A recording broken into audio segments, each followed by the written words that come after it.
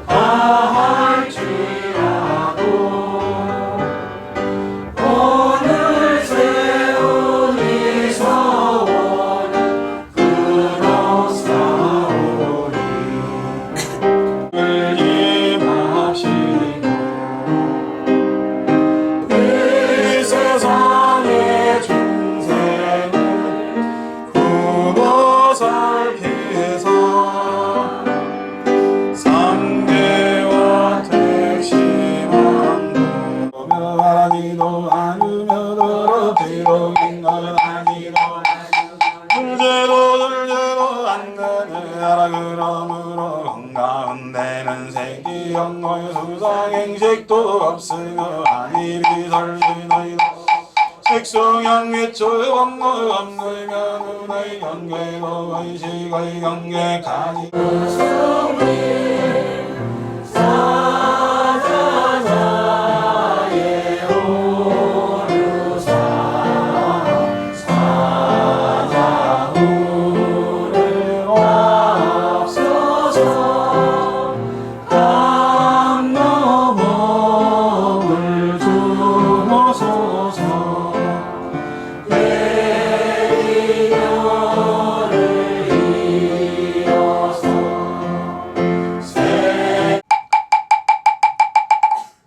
작성해 주십시오.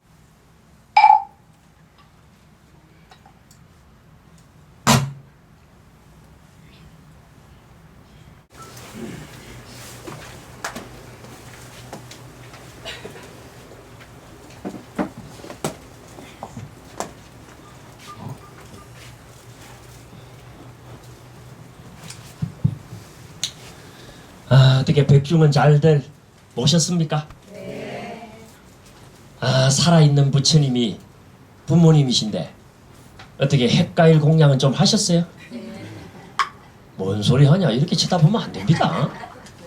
전번 달 온 것도 아니고 이번 달 와서 참 부모 은중경 말씀 좀 나눴는데, 그래서 이 부모님 은혜 참 수미산처럼 높고도 큰 은혜에 보답하는 방법 3가지.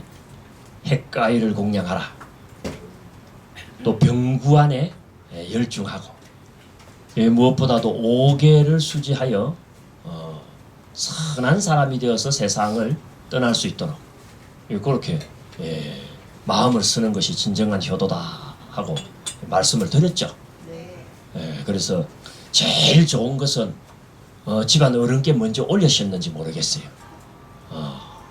그리고 편치 않으신 분들은 어떻게든 참 아프신 부모님이 살아있는 생부이시다 하는 생각은 참 그날만한 생각입니다. 그래서 뭐 그때도 그런 말씀을 조금 드렸지만은 요즘은 그래서 사람들이 딸을 놓는 이유가, 이 부부가 결혼을 하면 말이에요, 이 통계학적으로 남자가 일찍 죽어요. 쉽게 말해서 먼저 이제 병상에 눕잖아요.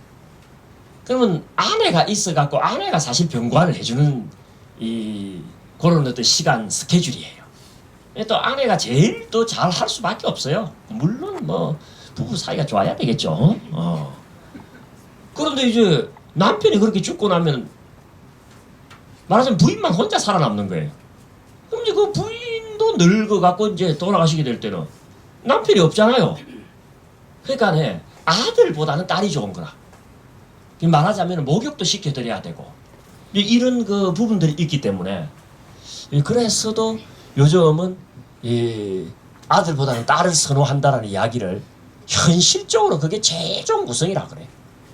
딸이 아무래도 살갑게 참 엄마 마지막을 이렇게 챙겨주는 것은 그 뭐 좀 자연스럽잖아요, 그죠?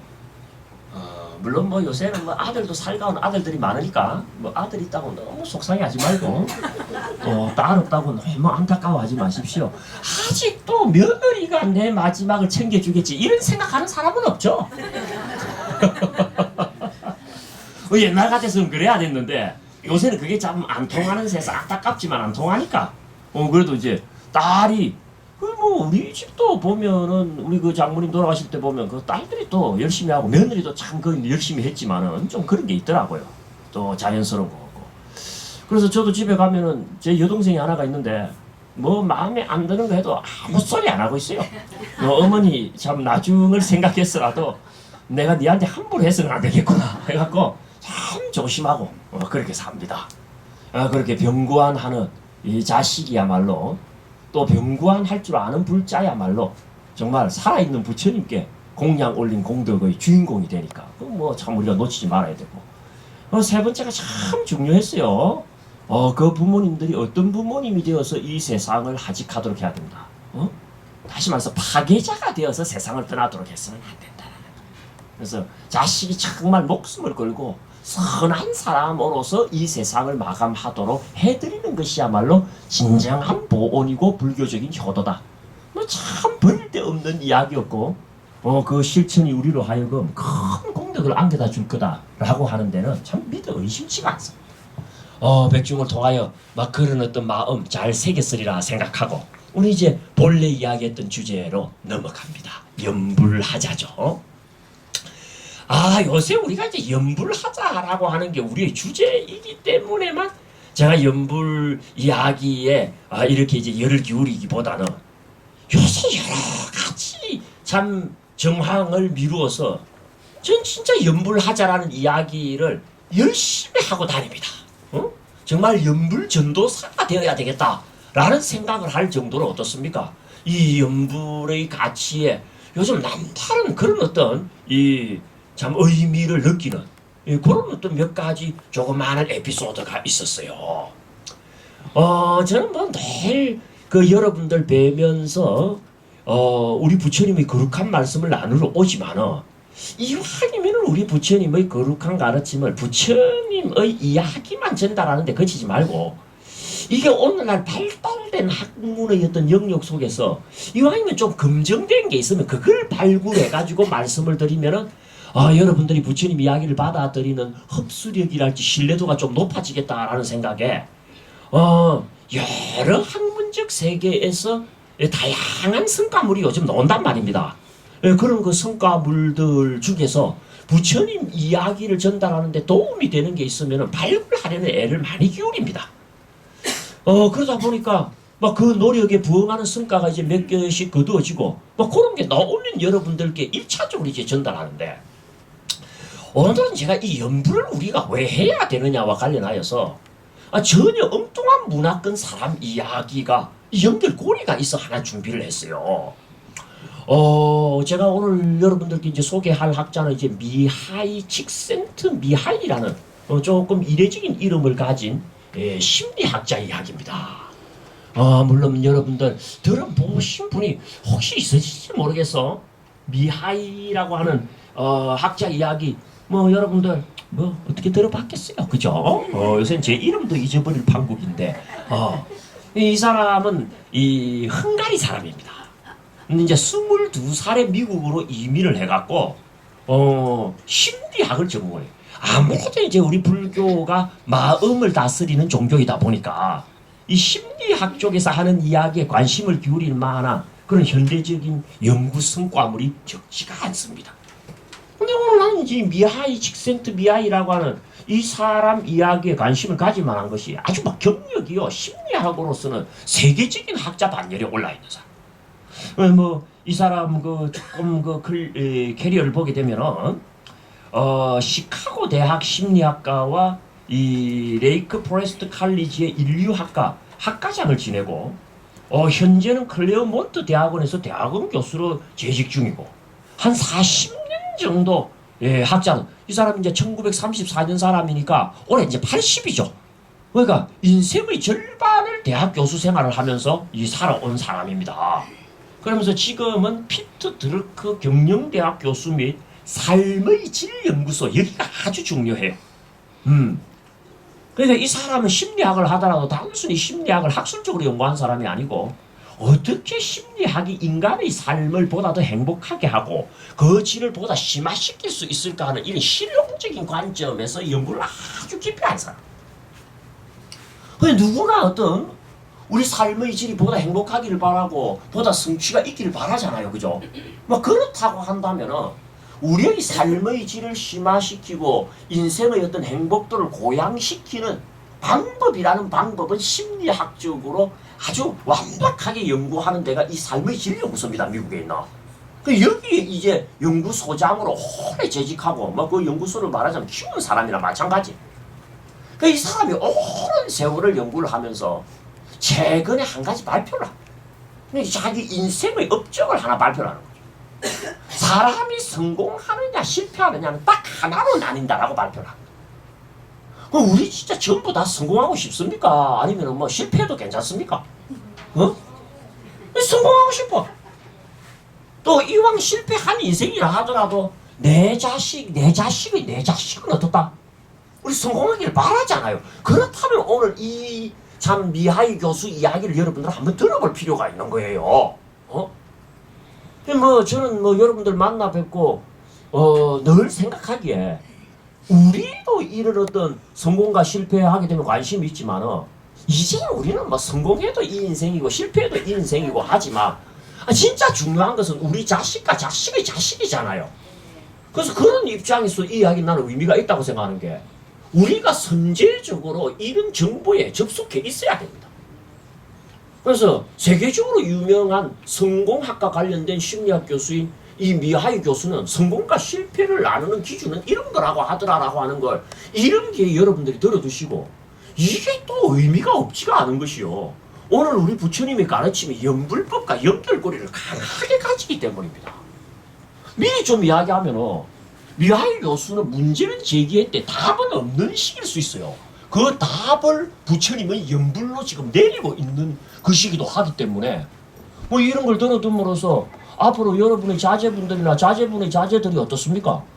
그런 어떤 문제에 봉착했을 때에 의외로 어른이 대안을 제시하고 답을 제시할 수 있는 그런 계기가 됩니다. 그래서 나는 참 여러분들 오늘 이 시간도 의미가 적지 않다라고 저 스스로는 평가를 하는 거죠. 대개 이제 사람들이 성공하고는 싶어 해요. 누가 실패하고 싶습니까? 성공하고자 하는 꿈은 다 꿉니다.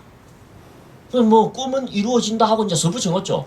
그 꿈은 이루어진다라고 하는 말이 참 우리를 사실은 슬프게 하는 말이에요. 꿈이 다 이루어지지 않습니다. 꿈은 꿈일 뿐일 때가 많아요. 그러다 보니까 꿈은 이루어진다라는 말을 써붙이는 이유가 꿈은 꿨는데 이루어지지 않으니까 꿈조차 꾸지 않으려고 하는 거야. 꿈은 꿔야 돼. 맞아. 희망은 가져야 돼요. 그런데 그 희망이 이루어지지 않음으로써 우리가 뭐 하게 된다? 좌절하는데 문제가 있는 거예요. 그러니까 꿈은 가져야 돼.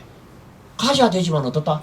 그 꿈을 이룰 수 있는 방법도 아울러 가져야 되는 거예요. 누구나 그래서 성공하고자 하는 꿈을 꿉니다. 그러나 그 성공하게 하는 요체가 뭐며 그 성공을 가져다주는 가장 중요한 덕목이 무언가를 쥐고 있는 사람과 또 그런 정보를 확보한 사람과 그러지 못한 사람 사이에는 뭐다? 차이가 큰 거예요. 그래서 저도 여러분들 느끼셨을 겁니다만 참 성공하고 싶어. 쉽게 말하면 좀 출세하고 싶어요. 근데 참 안 돼. 그래서 나는 참 옛날부터 생각해. 나는 왜 출세를 못 할까 하고 생각을 해보니까 옛날에는 그랬어요. 내가 줄을 잘 못 쓰는구나 이런 생각을 했어.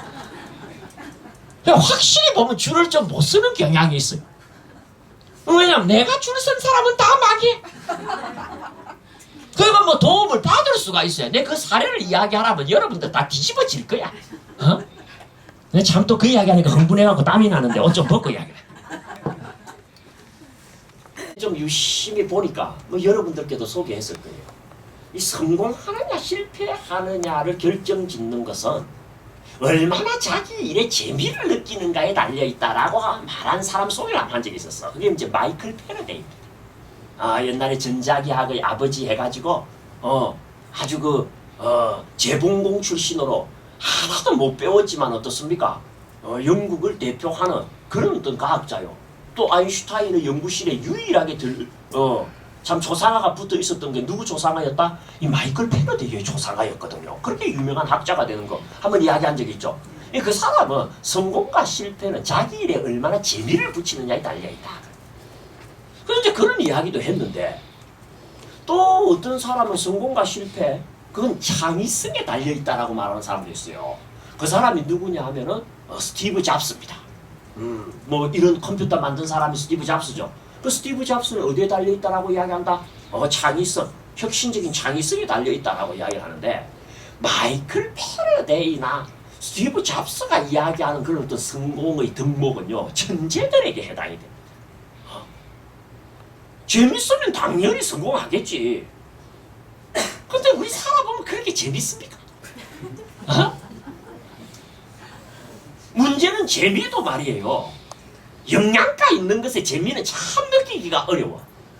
그러면 예를 들어서 애들이 공부를 재밌어 하면 걔 성공하겠어요? 안 하겠어요? 당연히 성공하지. 누가 성공 안 해? 근데 애들 보고 물어봐요. 공부가 재밌는가?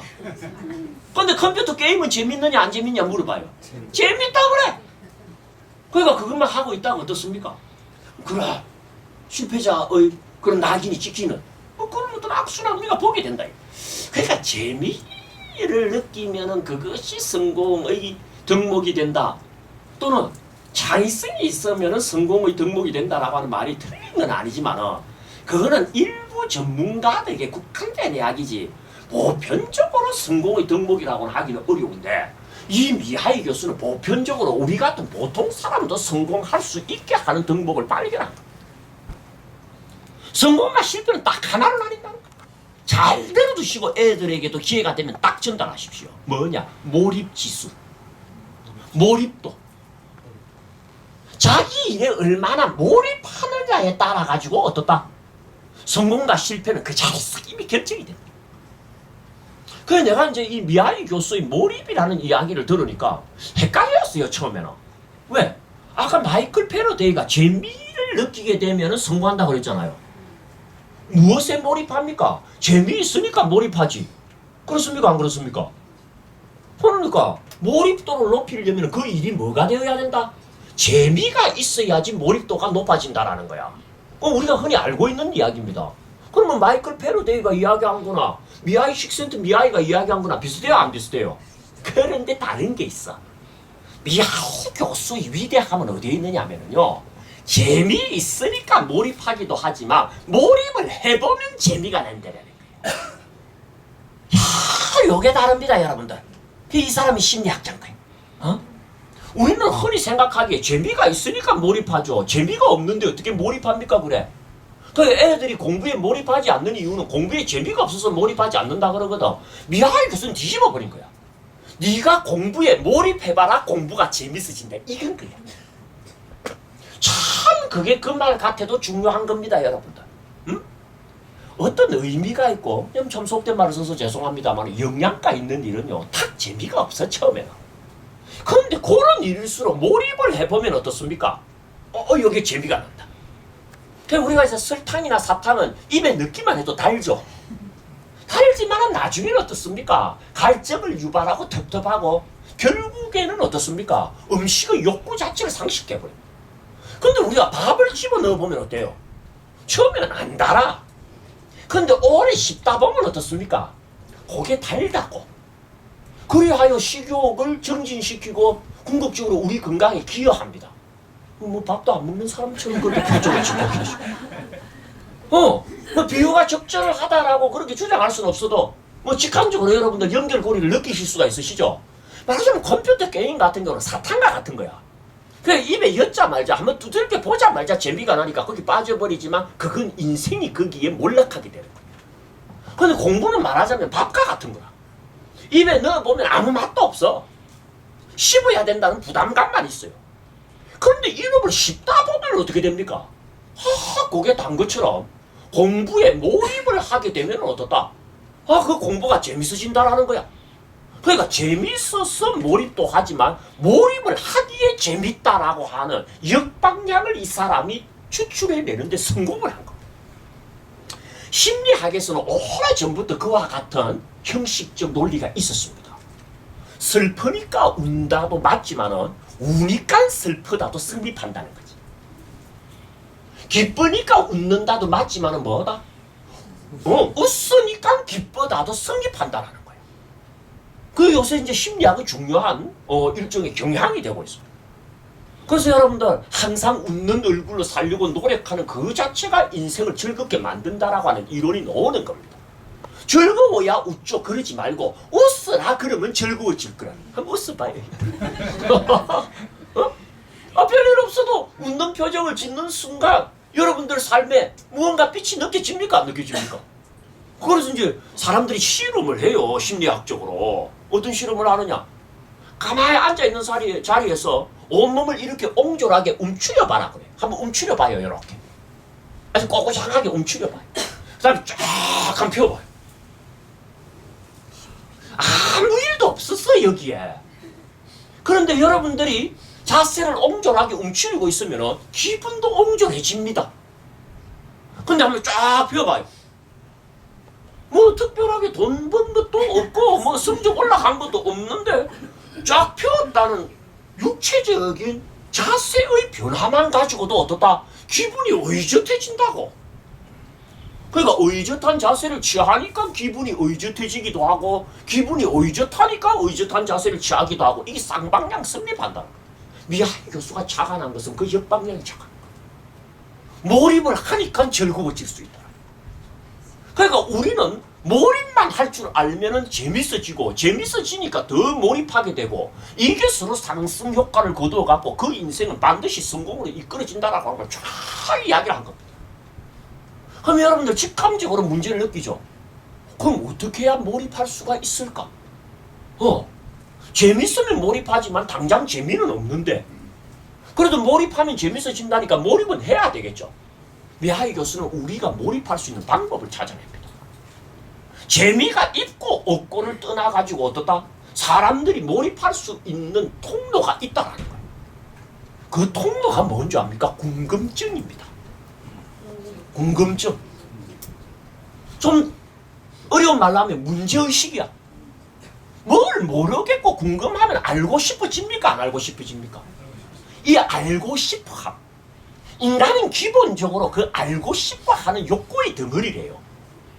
그래서 모르면 반드시 궁금해지고 모르면 반드시 알고 싶어서 문제의식을 일으킨답니다. 이게 촉매제가 된다는 거야. 몰입의 촉매제. 그래서 뭔가가 궁금해갖고 그걸 알고 싶어서 거기에 몰두하면 말 그대로 몰두요, 몰입이요, 집중이요, 열중이 되는 거야.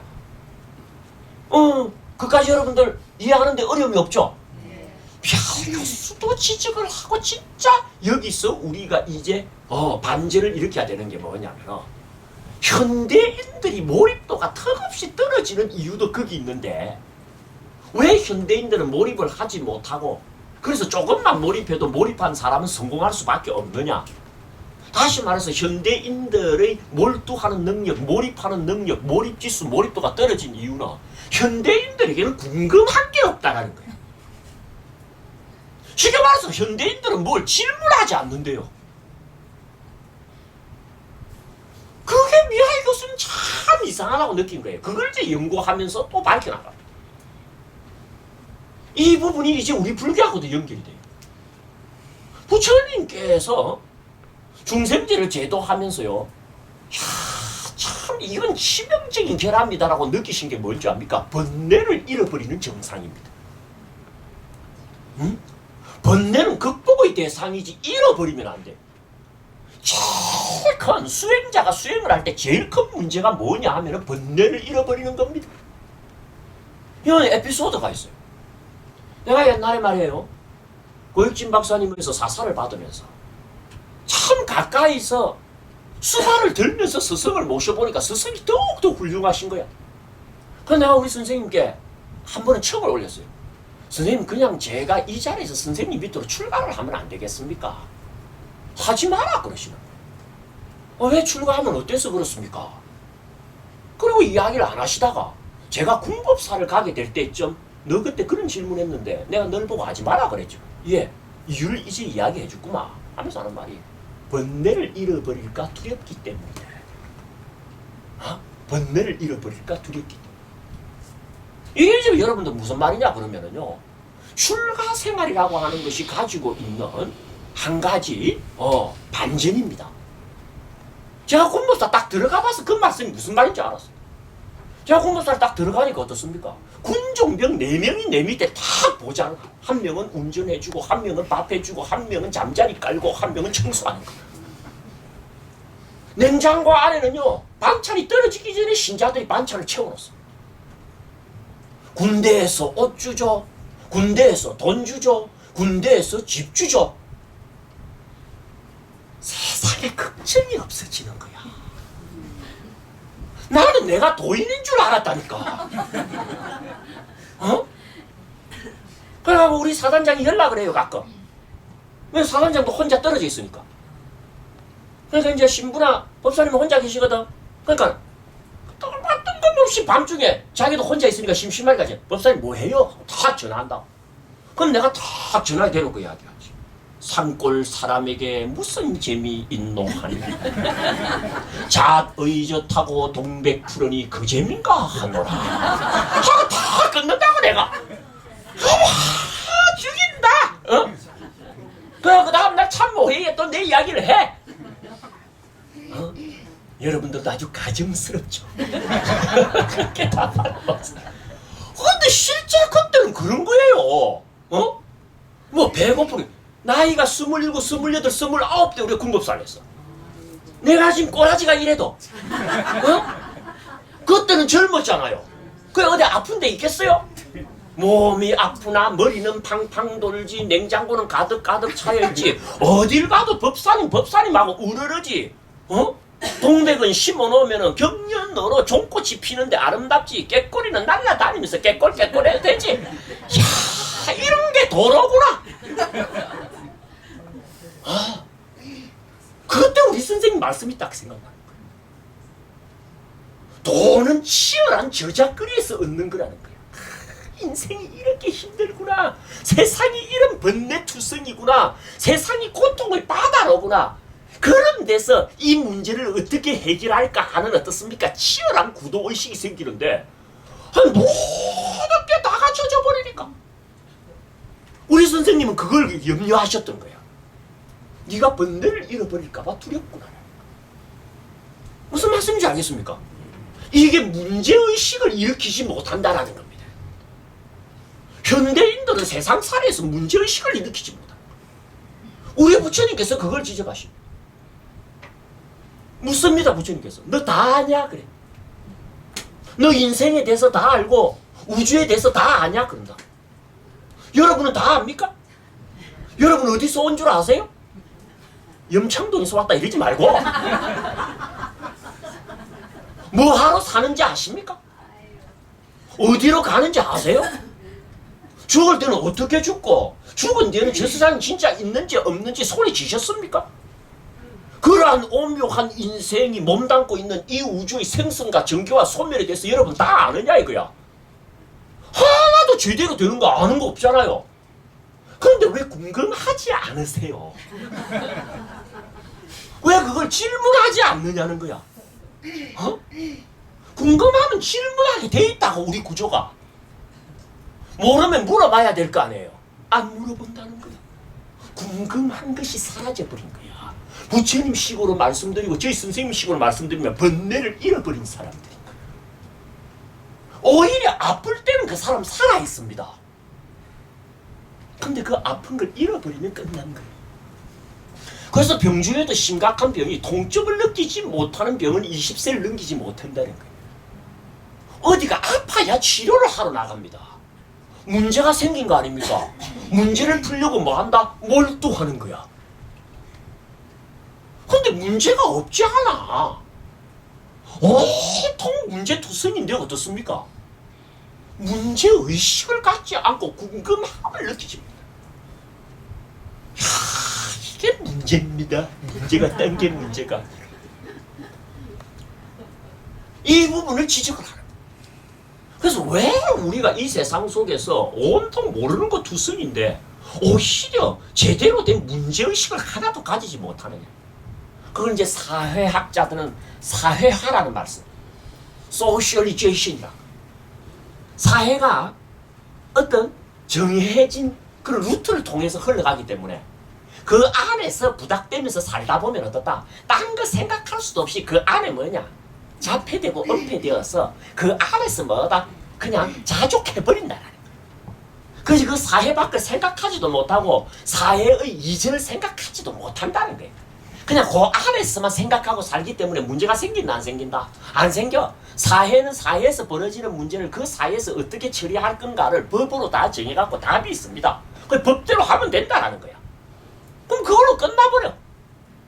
그냥 그 사회에 적응하고 순응해갖고 아주 순진한 양처럼 어떻습니까? 사회화된 모습으로 우리가 다른 말로 타성이라 그러죠. 그런 식으로 살다가 그냥 흐르고 흘러 세월이 지나가는 거야. 그러니까 근본적으로 내가 어디서 왔는지 어디로 가는 건지 이 우주는 끝이 있는 건지 있다면 끝밖은 어떻게 되는 건지 시작이 있었다면 시작 이전은 어떻게 되는 건지 이런 것에 대해서 전혀 문제를 일으키지 않고 그냥 이렇게 저렇게 흘러가고 있다. 그래서 어떻게 하면 이 사람들에게 궁금증을 불러일으키신가. 궁금증만 탁 일으키면은요 여러분들 그냥 몰입도가 급상승해버립니다. 그러면 그게 재미가 나 그 일에. 그럼 성공하는 거예요. 그럼 뭐 앞서 우리 보람의 공원 법당에서 이야기를 했습니다만 요새 뭐 애 성공시키느라고 뭐 눈트임 수술? 뭐 이쪽도 터고 저쪽도 튼다며. 터다 보니까 두 개가 붙는다며. 눈트임을 할 때가 아니고 궁금증 트임을 해야 돼. 무슨 말인지 알겠습니까? 여러분 인생에도 눈트임이 아니고 궁금증이 트여야 된다. 오늘 가만히 이야기 들어보니까 참 모르는 거 투성인데 그걸 왜 문제 삼지 않았지 하는 문제가 조금씩 여러분들 일어납니까 안 일어납니까? 일어난다. 자 그런데 우리하고 이제 애들하고 내가 나눠서 이야기할게요. 둘 다 이제 결국엔 통하는데 우리 같은 경우는요 지금 이제 세월을 많이 살아갖고 살 날이 산 날보다 더 적잖아요 이제. 뭐 뭔 말인지 못 알아들어도 되겠다. 그게 사회가 너무 오래 진행이 되어가지고 진짜 궁금증이 안 일어나. 궁금증이 안 일어나니까 어떻습니까? 몰두를 할 기회를 가지지를 못한다는 게 더 큰 문제라는 거예요. 몰두라는 게 중요하니까 어떤 사람은 좌선도 하러 가고 좌선하는 게 몰두하는 거니까 집중하는 거니까 삼매가. 우리 불교에서 삼매라는 이야기 하죠. 그 삼매가 말하자면 미하이 교수가 말한 몰입입니다. 그래서 이제 그런 걸 하는데 얼마 못하고 나와버려. 여러분들 가끔 뭐 자선한다고 흉내 한 번씩 내보시기도 하죠. 근데 그 자선이 잘 됩니까 안 됩니까? 왜 안 되는 줄 압니까? 궁금하지가 않는데 뭐하러 앉았니? 그러니까 여러분들 자선할 때 시스템을 보면 문제를 준다고 그 문제를 화두 그러거든. 그럼 뭐 참 말도 안 되는 이야기입니다만 화두 타러 댕긴다고 화두를 탄다고. 그럼 이먹고 화두를 탔다 이거야. 그하고 이먹고 하면서 앉아있으라 그러죠. 하고 있다 보면 쥐꼬리 웃어. 이게 뭐 하는 짓이야 이런데. 이먹고라고 하는 문제가 자기에게 문제로 착근이 안 되는 거야. 그러니까 얼마 안 앉아있다 보면 다리가 아프고 해가 그냥 일나버려. 그러니까 그걸로 끝인 거예요. 참 그래서 우리에게 중요한 방법이 뭐냐. 염불해라는 거야. 그치? 무슨 말인지 알겠죠? 여러분이 제일 오래 몰두하고 제일 오래 집중하는 것은 염불할 때입니다. 염불하는 것은 뭐라 그랬습니까 여러분들? 잊지 않고 기억하는 것이요. 생각 중에 제일 먼저 떠오르는 생각이 염불이요. 그리고 무엇보다도 우리 마음속 깊숙한 곳에 새겨놓는 것이 염불할 때 염자의 뜻이라고 하는 거 제가 7일달 와서 이야기했습니까 안 했습니까? 했죠? 그 여러분들 기억 안 나는 거 내가 알아요. 그 기억이 안 나도 제가 안 한 이야기를 했냐고 그러겠어요. 그러면 7일달에 와서 우리 그런 이야기 했죠? 그럼 여러분 어떻게 해야 됩니까? 기억이 안 나도 그런 이야기 했던 모양이다 하고 고개를 끄덕끄덕하면 얼마나 모습이 아름다울까? 왜 그렇게 어깨를 뻣뻣하게 세우고 넌 기억 안 난다 와. 이런 대바라진 표정으로 저를 쳐다보면 됩니까 안 됩니까? 예, 이 거룩한 아침에 우리 그런 건 격조가 아닙니다. 그때도 이제 그런 이야기를 했죠. 제일 중요한 게 그래서 아침에 첫눈 뜰 때에 관세음보살하고 첫눈 떠야 된다는 이야기 했습니까? 안 했습니까? 잘 때 깰 때 새 때만큼은 놓치지 말고 염불해라 그랬죠. 그건 뭐냐? 몰두라고 하는 것은 간단합니다. 횟수입니다. 횟수. 끊임없이 그걸 또 올리면 몰두야 그게. 그러니까 화두를 든 사람은 끊임없이 화두를 또 올리는 거예요. 근데 우리는 그게 문제로 착근이 안 되기 때문에 떠오른다 안 떠오른다? 몇 번 떠오르다가 그냥 지가 까불어져 버려. 그거 자서는 안 돼요. 앉아있어봤자 고행입니다 그거. 문제에 확 몰두하고 몰입도가 높으면은요 누워서 해도 그건 참선이야. 걸어가면서 해도 참선입니다. 앉아있는다라고 하는 거. 앉아있기로 치자면 저 바깥에 돌멩이가 더 잘 앉아있다. 저는 경기도 이천에 제 조그마한 개인 선방이 있습니다만은 거기 가면은요 여기 여러분 절구통 있죠. 절구통 위에 요렇게 조금 이제 구멍이 날 수 있도록 뭐 돌을 하나 돌판을 올려놓을 일이 있어서 올려놨는데 비가 오면 거기 물이 고여요. 말상 싶으면 또 비가 와고 항상 물이 있네. 어느 날 보니까 제법 큰 개구리가 그 옆에 이렇게 앉아가 있는 거야. 잘생겼어요 개구리도. 그런데 이놈이 보면은요 여기만 꼬글꼬글 하면서 가만히 앉아있는 거야. 야 네가 오래 앉아있나 내가 오래 앉아있나 내가 한번 해볼래 해갖고 그 옆에 나도 자리를 깔고 앉았네. 내보다 훨씬 오래 앉아있어. 나는 1시간 반 2시간 되면 다리가 이제 저려갖고 좀 일나고 싶은데 그놈은 그때도요 꼬글꼬글 앉아있기로 치자면 개구리가 내보다 더 오래 앉아있다. 그럼 뭐 앉아있다고 다 자선이냐? 누워있든 서든 걸어가든 문제의식이 자기 속에서 명면하고 있으면 그게 뭡니까? 제대로 몰두하는 거고 그게 삼매거든. 그게 쉽지가 않습니다 여러분. 이미 우리는 무언가에 대해서 문제의식을 일으키는 것에 대해서 어떻습니까? 그 어떤 센스가 사라져버렸어. 문제만 일으키면 그렇게 좋은데 여러분들 전에도 그런 이야기 다들 들어서 알고 계실 겁니다. 한 사람이 가수원길을 이렇게 가고 있는데 사과가 뚝 떨어지는 거야. 봐. 여러분 사과가 떨어지면 어떡합니까?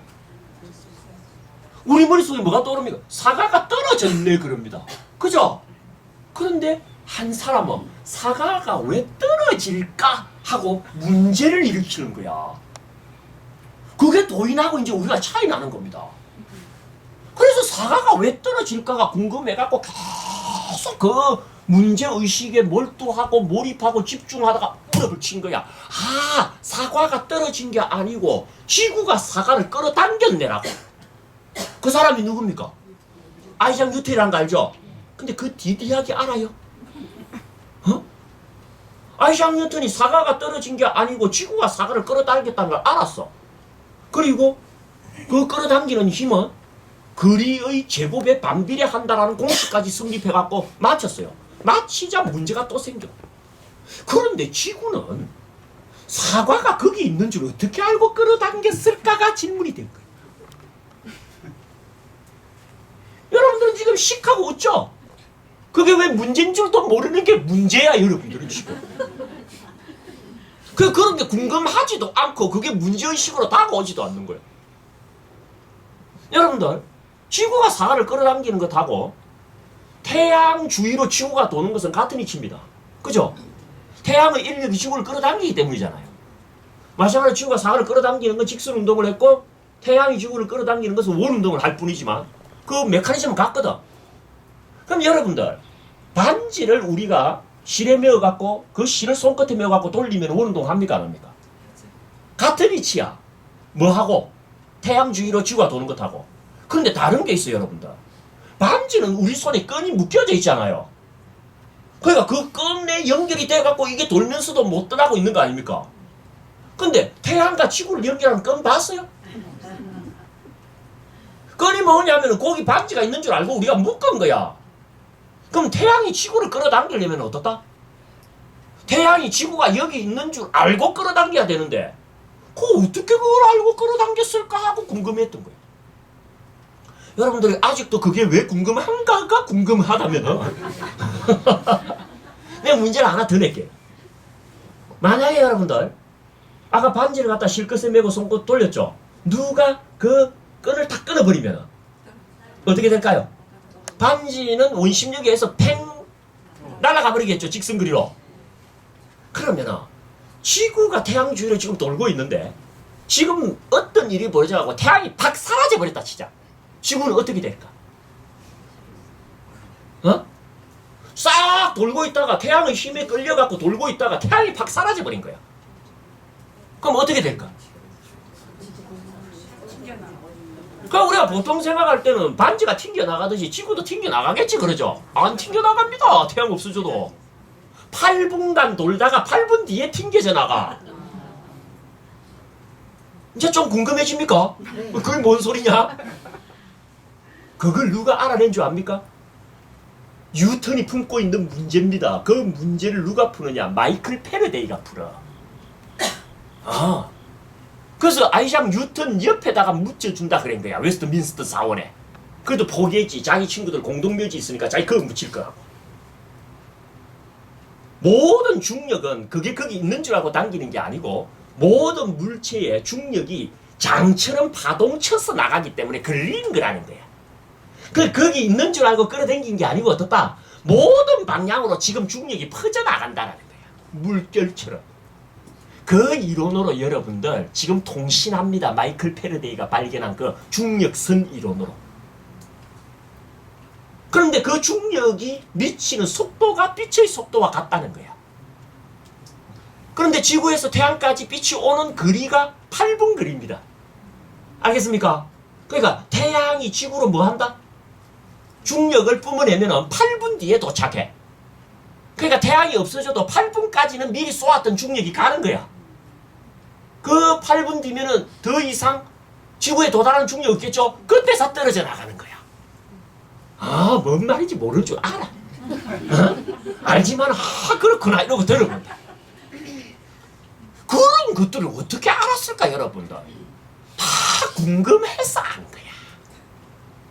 우리는 그냥 수준이 뭡니까? 사과가 떨어졌네야. 근데 뉴턴은 사과 왜 떨어졌지? 왜 떨어진지 알고 나도 어떻습니까? 거기 있는 중 어떻게 알고 끌어당겼지? 알겠죠, 여러분들? 질문만 제대로 하면은 몰입을 하게 되고 몰입만 충실히 이루어지면 그 사람 성공한다 못한다? 성공하게 돼 있는 거예요. 그런데 우리는 이미 사회화가 오래 진행되어 갖고 몰입이라고 하는 것 자체가 어떻습니까? 멀리. 그럼 미하이 교수는 이야기를 합니다. 몰입을 방해하는데 4가지가 있다. 불안과 초조가 있으면 몰입이 방해가 되고 근태로움과 무관심이 지배하면 몰입이 되지 않는다. 근데 우리 삶이요, 불안, 초조하거나 근태하거나 둘 중에 하나야. 그렇습니까? 안 그렇습니까? 무언가 새로운 일이 생기면 불안하고 초조해져. 이 일을 어떻게 할까 싶었어. 그리고 계속 살던 대로 살면 근태롭습니다. 그럼 근태와 불안이 우리를 지배하기 때문에 제대로 된 몰입은 경험도 못 해보고 끝내는 게 보통 인생이라. 이런 차원에서 우리에게 그야말로 구세주처럼 나타난 게 뭐다? 연불법입니다. 우리 같은 사람도 뭐 하게 한다? 연불하게 하는 거야. 연불이 뭐다? 몰입이거든. 관세음보살 5자에 뭐 한다? 계속 집중하는 겁니다. 관세음보살, 관세음보살, 관세음보살, 관세음보살. 그 5자 외에 다른 어떤 것도 또 올리지 않고 1시간이면 1시간 앉아가지고 그것만 부르고 그것만 찾고 그것에만 집중하고 그것에만 몰입하잖아. 이건 몰입의 아주 훌륭한 방법입니다. 어떤 종교인도 이 정도라도 몰입하는 연습을 통하여 몰입의 능력과 센스를 키우는 종교적 배려를 받는 종교인은 없어. 불교만 있다고. 그리고 우리 제가자는 참선하기는 지금 여건상 맞지가 않다고 한다면 연불을 꼭 해야 된다. 그리고 그 연불이 제대로 된 몰입도의 수준까지 갔냐 안 갔냐를 판단하는 기준이 뭐다? 아침에 눈 뜰 때 결정이 된다. 그러니까 기본적으로 놀거나 쉴 때 뭐 해라? 연불해라. 자기 전에 꼭 뭐 하고 자라? 관세음보살 하고 자라. 무엇보다도 아침에 첫눈 뜨고 의식이 돌아오는 첫 찰나에 어떻게 해라? 관세음보살 연불해라. 놀 때, 잘 때, 깰 때 줄여갖고 뭐라 그랬어요? 그래도 여기는 놀잘게라고 딱 답이 나오는 거. 그 핵심이 뭐다? 어디 오늘 아침에는 첫눈 뜨시면서 관세음보살 하셨어요? 예의상 예하는 줄 내가 알아. 못해도 돼. 왜? 오늘 밤 또 잘 거 아닙니까? 그죠? 그럼 내일 아침 또 깰 거 아닙니까? 그러니까 내일 아침 또 기회가 있어. 어쨌든 살아서 내가 아침에 첫눈 뜰 때는 제일 먼저 뭐가 떠오른다? 관세음보살이 또 오늘 정도까지만 염불을 해라. 그러면은요, 몰입의 능력 내지는 몰입의 센스를 내가 확보하게 됩니다. 그럼 몰입의 센스가 있게 되면은요, 무엇에든 몰입할 수 있는 그런 뭐다? 토대가 마련이 되는 겁니다. 그럼 몰입을 통하여 즐거움이 느껴지고 즐거움을 통하여 성취가 있는 거지. 나는요, 요새 그래서 염불하라는 이야기, 새로운 각도에서 이야기해요. 우리가 원래 부처님 가르침 속에서 염불하자는 이야기는 죽을 때 빛과의 조를 위해서 염불을 하는 거예요. 응? 아미타 부처님이 환한 빛으로 우리에게 임하신다 그래요. 그 염불해야지 되거든. 죽은 뒤에 면사막지, 사막지는 안 떨어지려면 염불이 아주 필요합니다. 그래서 죽을 때나 죽은 뒤에도 염불의 공덕이 크지만 어떻다? 살아있는 동안에도 몰입도의 정진을 통하여 우리 삶 자체를 아주 반들반들하게 만들어 놓는 게 염불이더라고. 여러분, 다른 종교는 염불법 없습니다. 내가 다른 종교는 염불법 없다 그러니까 뭐 다른 종교에 부처님을 모시지 않는데 무슨 염불법이 있습니까 하는데, 아니 부처님을 안 모셔도 저거는 염신법을 쓰면 돼. 우리는 부처님을 잊지 않고 기억하기 위해서 되풀이 하듯이 저것도 뭡니까? 몰입을 위해서 성자들 이름을 되풀이하면 되잖아요. 근데 여러분들, 기독교인들이 모여갖고 천주교인들이 모여갖고 프란치스코 하는 거 봤어? 안 하잖아. 하느님 하는 거 봤어요? 안 하잖아. 자, 다른 종교는 그 법이 없어요. 근데 우리는 모여가고 서가 모니불 밤새 하라 그런다. 관세음보살 밤새 하라 그래. 그리고 하다 보면 요게 할만하고 하다 보면 요게 의미가 있습니다. 왜? 거룩하기 짝이 없는 성자의 이름이잖아. 매력이 있다고. 우리는 좋은 사람 있으면 그 좋은 사람 이름 찾고 되뇌이고 싶고 그 좋은 사람 얼굴 찾고 떠올리고 싶습니까? 안 떠올리고 싶습니까? 왜? 훌륭하신 분을 유인할 만한 그런 흡입력이 있기 때문에. 여러분들이 뭐 최봉수 할 리는 없다는 걸 내가 알아. 나도 안 하는데. 관세음보살 훌륭하십니까? 안 하십니까? 서가모니불 정말 대단하십니까? 안 하십니까? 그런 분을 되뇌이다 보면 그런 분을 외치는 자체에서 어떻습니까? 의미가 느껴지고 가치가 느껴집니다. 그러니까 염불은 몰입도를 제거하는데 아주 좋은 방법이야. 아시겠죠, 여러분들? 꼭 놀 때, 잘 때 염불해갖고 아침에 깰 때 관세음보살 하고 깨면서 내가 염불과 관련된 몰입도를 웬만큼 확보하는 거, 이게요, 우리 삶 자체를 근본적으로 성공한 삶으로 장음합니다. 그런데 내가 한 5분간 이제 마지막 이야기를 진짜 하고 싶은 건 뭐냐면, 우리 새끼들에게도 염불법 가르치는 게 아주 좋다라는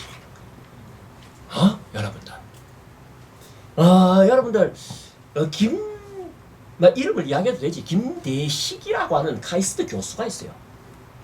이 사람이 이제 독일의 막스 플랑크, 어릴 때 이제 국민학교 끝나고 이제 이 사람이 독일로 유학을 가갖고 막스 플랑크 연구소라고, 말하자면은 이 노벨상 사관 학교라고 부를 정도로 세계에서 노벨상 수상자를 제일 많이 배출한 연구소가 이 막스 플랑크 연구소. 그 막스 플랑크 연구소를 나가고 MIT에서 박사학위를 받고 박사 후 과정도 겪고, 그 다음에 일본 이화학 연구소 라이켄이라고 굉장히 유명한 데서 뭡니까? 상임 연구원을 하고, 그 다음에 뭐 많은 대학에서 이 사람이 뭘 했다? 여기 내가 좀 이름 부른 중요하기 때문에 제가 자료를 갖다가 준비를 해왔습니다만, 여기 나오네요. 미국 미네소타 대학교, 보스턴 대학교에서 15년간 교수 생활을 하다가 우리나라 후학들을 가르치겠다고 카이스트로 돌아와서 하는 사람. 이 사람이 뇌과학 전공자입니다. 뇌과학. 근데 이 사람이 무슨 말을 하냐면요, 사람들의 뇌에는 결정적 시기라는 게 있다. 모든 동물들이 태어날 때 뇌라고 하는 게 일단 세팅이 돼서 나온다. 근데 그 세팅이라고 하는 것은 큰 의미의 세팅이고, 세세한 세팅은 태어나서 결정적 시기에 다시 세팅이 된대요. 문제는 한번 세팅이 되면 거의 안 바뀐다는 게 중요합니다. 근데 이 결정적 시기의 세팅에 동물마다 편차가 있대요. 오리는 하루 만에 세팅이 된다. 원숭이는 1년 만에 세팅이 되는데 사람은 12년 걸려서 세팅이 된대요. 이게 결정적 시기야. 그러니까 오리 같은 경우 여러분들 어릴 때 보면은 태어날 때 제일 먼저 본 사람을 자기 어미로 생각하고 쫓아다니는 거 알죠? 제일 먼저 본 게 원래 어미거든. 그러니까 그렇게 세팅이 돼버리는 거야. 하루 동안 어미를 안 보여주고 사람 얼굴만 계속 보면요 죽을 때까지 따라다녀요. 딱 그렇게 들어와 버리는 거야. 원숭이는 1년인데 사람은 뭐다? 12년이에요. 그래서 이 사람 이야기는 이렇게 해서 나오는 이야기입니다. 그 12년이 뭐냐면 초등학교 졸업할 때. 초등학교 졸업할 때는 아이들에게 어떤 특정 종교나 특정 이데올로기를 절대로 강요해서는 안 된다는 겁니다. 그 종교, 그 이데올로기로 세팅이 돼버립니다. 그럼 나중에 바꾸기가 그렇게 어렵다 그럽니다. 그러니까 이제 여러분들 기독교에서 이 유치원 굉장히 이야기를 하잖아요. 그리고 어린이 뭐 성경학교 가고 굉장히 가르치죠. 이게 세팅 작업이야. 근데 문제는 그 종교에 도움이 안 된다 그럽니다. 왜냐면 나중에는 경험이 많을수록 좋은데 세팅이 한번 되고 나면 어떻다? 지가 보고 싶은 것만 보게 되는 거야. 그러니까 경험치가 줄어들게 돼요. 경험치가 줄어들면 창의성이 나오지가 않으니까 결국 글로벌한 사회에서는 어떻습니까? 그런 아이들은 실패할 확률이 더 크니까 그러지 말라고 합니다. 그런데 사람에게 있어서의 특징은 뭐냐면은 12살 지나면 결정적 시기는 이제 끝나느냐? 사람은 결정적 시기가 한 번 더 오는데 20살까지. 이때 사람의 성격이 형성되는 결정적 시기가 더 온다는 거예요. 그래서 성인을 20살쯤에 대해서 성인으로 만드는 것은 그때부터는 그 사람 인격이 고정되기 때문에. 그러니까 이제 중요한 건 뭐냐면은 가장 중요한 것은 12살. 그 다음 중요한 것은 20살 될 때까지 그 사람에게 어떤 경험이 입력되느냐가 그 사람 일생을 결정지을 수 있다는 거예요. 그러니까 우리 새끼들이 아직 20살이 안 되고 12살이 안 될 때 나는 연불하는 버릇을 가르칠 수만 있으면 가르치라 그럽니다. 왜? 그게 몰입의 센서를 자기의 뇌 속에 장착하는 계기가 되기 때문입니다. 아무쪼록 여러분 집안이 나는 신심 좋은 집안이 되어가지고 그 아이에게 부처님의 교리를 강요하기보다는 뭐다?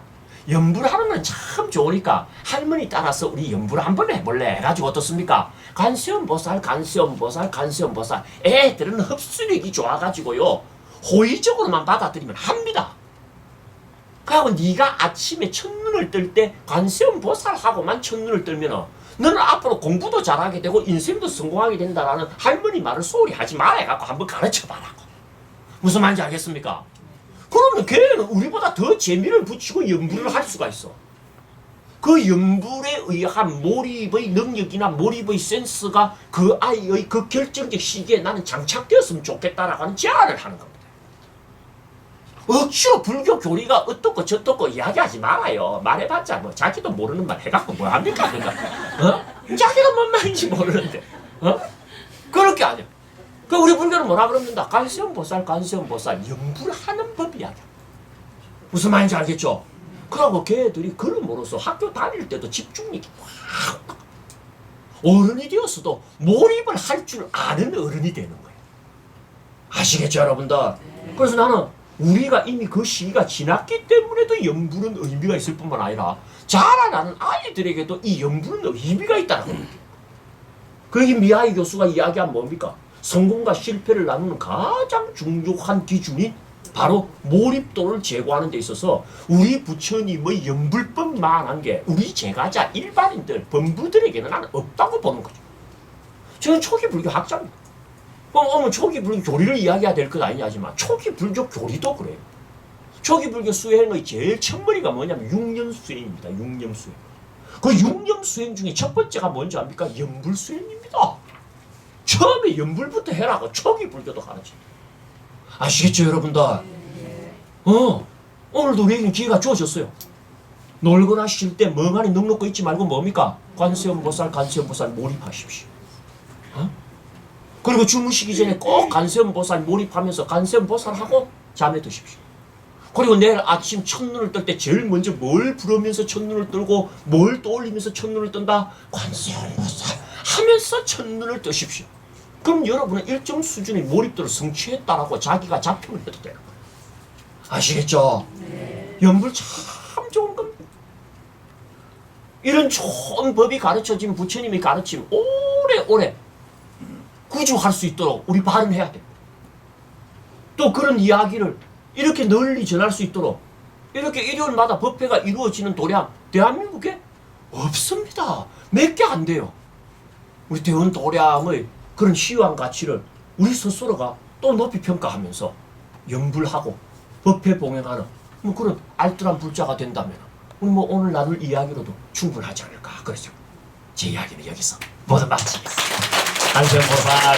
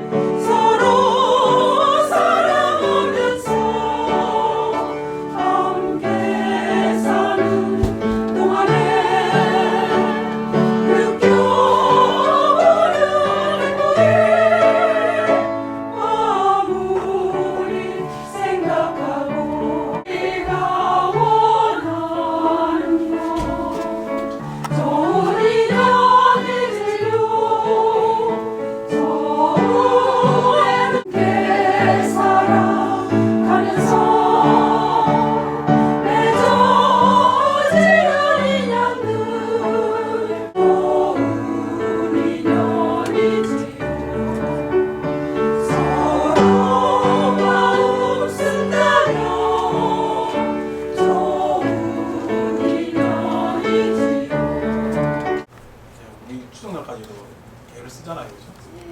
그래서 요즘 또 도량 2군데 운영한다고 굉장히 힘들어요, 왔다 갔다. 그래서 좀 쉬어야 될 것 같아서 이틀 동안 젊은 남녀니까 와가지고 문 두드리지 말고. 그래서 다음 날하고 그 다음 날, 그리고 화 수요일 날 이렇게 쉽니다. 그래서 이해를 해주시고 오라면은 이제 추석 날하고 그 다음 날 쉬고 그렇게 하기로 했습니다. 그리고 추석 이렇게 보내고 이제 재봉순 교수님 법회는 10월부터인데 10월 첫째 주는 이제 지난 우리 했던 대로 그 뭐시야 통합법회 하고 그 다음에 11월 1일 날 지난번에 이야기했던 대로 우리 성지순례 청량사하고 그다음에 부석사하고 그렇게 갔다 오는 걸로 청량사 부석사 그렇게 가겠습니다. 청량사 가기 참 힘드니까 여기에 많이들 동참하시면 좋겠고 그때가 가장 단풍빛이 고울 것 같아요. 청량사 단풍이 또 설악산 못지않게 알아주는 단풍이에요. 그래서 이분이들 도장을 너무 이쁘게 잘 해서 감탄사가 절로 나오는 곳인데 원효스님이 이제 그게 수행도 했고 그런 곳입니다. 그래서 어쨌든 그렇게 하고 합창단 날짜 정해졌죠. 12월 5일 12월 첫째 나무용산 돌려락 수상연 시야 선사사